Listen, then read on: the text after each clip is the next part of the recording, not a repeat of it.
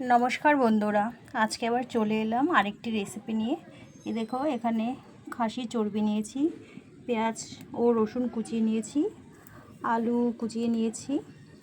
चलो और बाकी जा जा लागबे आमि रान्ना करते करते देखिए दिচ্ছি। चलो रान्नाटा ताहले शुरू करा जाक। देखते पाচ্ছ कड़ाई बसिए दिएछि और एखाने बेश खानिकटा सर्षेर तेल दिए दिएछि। फोड़ने दिচ্ছি एकटु गोटा गरम मशला, दिচ্ছি शुकनो लंका, तेजपाता और जिरे। এবার দিচ্ছি পেঁয়াজ ও রসুন খুব সুন্দর করে লাল লাল করে ভেজে নেব। পেঁয়াজটা ভাজা হতে হতে এখানে কিছু মশলা নিয়েছি, তোমাদের বলে দিচ্ছি। আদা বাটা নিয়েছি, লঙ্কা বাটা, জিরে বাটা, হলুদ গুঁড়ো, লঙ্কা গুঁড়ো, লবণ আর হলুদ। পেঁয়াজ ও রসুন ভাজা হয়ে গেছে, এবার এই মশলাগুলো সব এর মধ্যে দিয়ে দিচ্ছি।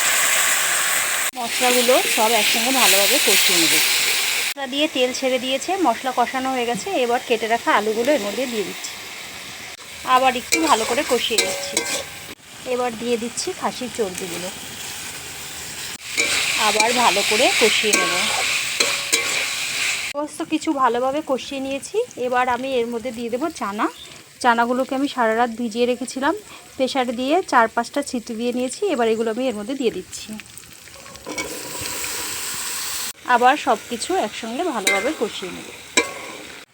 এবার দিয়ে দিচ্ছি জল। এবার 10 মিনিটের জন্য ঢাকা দিয়ে দেব। এবার দিচ্ছি একটুখানি ফেটিয়ে রাখা টক দই।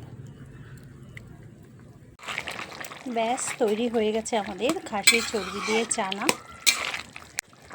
এবার দিয়ে দেবো সবার লাস্টে একটুখানি গরম মশলা।